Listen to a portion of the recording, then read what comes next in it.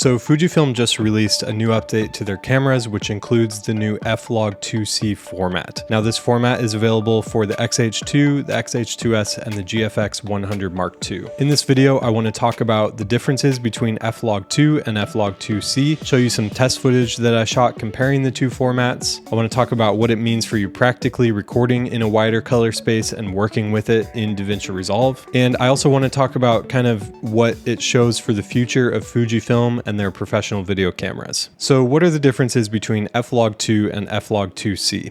Well, the main difference between the two formats is that F-Log2 C records in a wider color space. F-Log2 and F-Log2 C both record in the log format of F-Log2. So there's no difference in terms of dynamic range or the log curve that it is encoding. F-Log records in F-Gamut, which is a copy of Rec 2020 color primaries. F-Log2 C records in the new F-Gamut C, which is a much wider color space than Rec 2020. This means that when you record in F-Log2 C, you can capture a wider range of colors and extreme colors in the footage, like colors that you would find in LED colored lights or signs or anything like that are more saturated, have a lower chance of clipping, and so you can retain all of that color data in the footage. It generally is always better to record in a format that has the largest color space so that you have the most material and data to work with. I thought it would be helpful to graph a bunch of different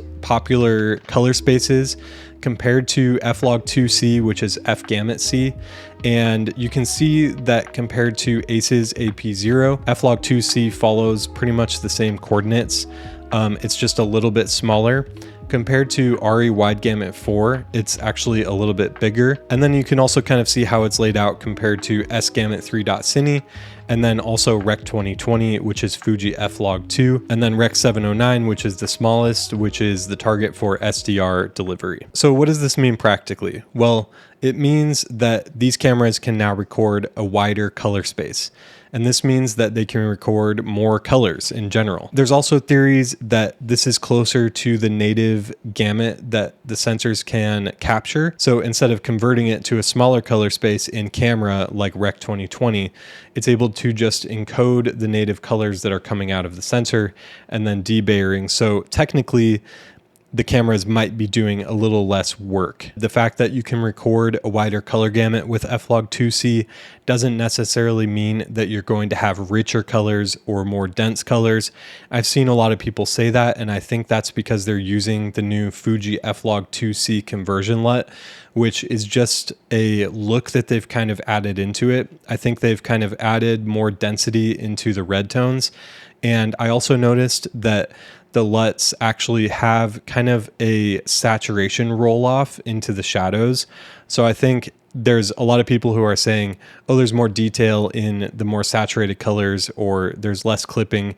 And that may be true, but I think a lot of what they're seeing is just the new LUT and how it was developed and how it looks. At the time of recording this video, we don't yet have color management for F-Log2 C in DaVinci Resolve. I'm assuming that's going to be added later. Hopefully it's sooner rather than later, given how long it took them to add F-Log2 to DaVinci Resolve. I think it was over a year. The good news is that if you want to use color management, you can still use the gamma transform of F-Log2 because that's exactly the same. And then you can kind of play around with the color space transform. You might want to try ACES AP0 because it loosely matches up. You could also try RE Wide Gamut 4. It's a little bit of a close match. It's going to result in a little bit less color accuracy that you might have to adjust later in the pipeline. But if you want to absolutely use automatic color management and not use any LUTs, then those are the things I would try for that. If you don't mind using LUTs and you're just working in DaVinci YRGB, you can use the free Fuji LUTs from their website, or I've also updated my Fuji F-Log LUTs to support F-Log2 C. If you've purchased my F-Log2 LUTs before, this will be sent out as a free update, so make sure you check your inbox for that. And I find that in my F-Log2 C LUTs, I let the shadows breathe a little bit more. I think it's more pleasing for skin tones in general, and I think the image just feels a little bit more lifelike and natural. And then also with the F-Log2 C LUTs, I added 3 new creative looks. Just from my development of other log profiles, I've developed some creative looks that I really like and I enjoy using in my own work. So I added some of those looks to the F-Log2 C LUT pack as well. I think you'll find that you'll have more flexibility with the F-Log2 C LUTs than the official Fuji LUTs. And in the meantime, like I said, if you're not using color management in DaVinci Resolve, these LUTs will get you all the way there, and they'll make it a lot easier to grade this footage, and you'll get the accuracy that you're looking for to be able to utilize the full color gamut of F-Gamut C. I think Fuji adding and spending time and developing F-Gamut C into these cameras really shows that they are serious about the professional video camera market. And with the rumors of the dedicated box style cinema camera that might be released next year, I think they're ramping up to improve their color science and to make shooting on Fuji a lot more enticing and attractive to professional users who really care about the color fidelity and the color science and the image quality that they're getting from their cameras. Personally, I love working with footage from the X-H2S. I love the gamma curve. The F-Log2 curve is super easy to work with, and I find that I get a ton of dynamic range out of the sensor, and I can push around the image a ton, especially when recording in ProRes HQ 10-bit color F-Log2 C.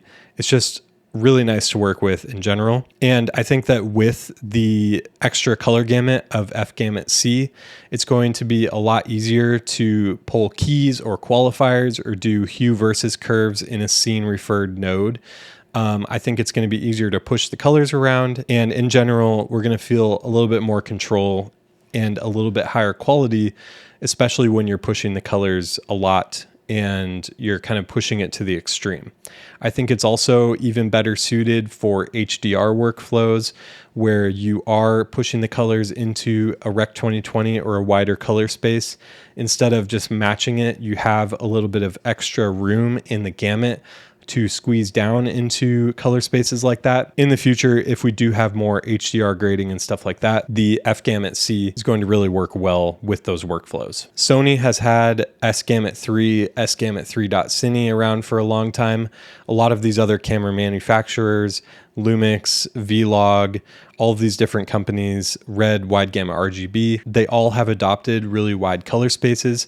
So finally, it's great to see Fuji kind of pushing into this new territory and spending money on developing new color science for their cameras. It makes me really excited for the future of Fujifilm.